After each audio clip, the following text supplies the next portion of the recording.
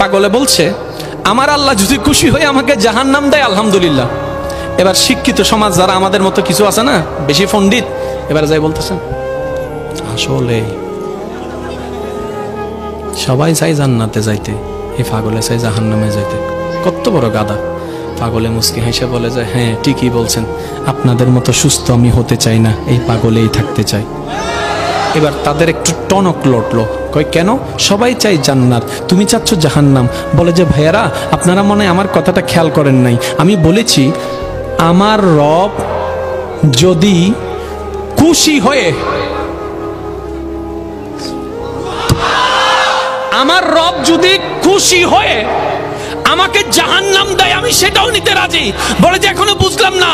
পাগল বলে জ্ঞান দিয়ে রবের বিষয় বোঝা যায় না, দিল দিয়ে বুঝতে হয়। আরে শুনো, রব যখন খুশি হয়ে যাবে জাহান্নামটা জান্নাত হয়ে যাবে, রব যখন নারাজ হয়ে যাবে জান্নাতটা জাহান্নাম হয়ে যাবে।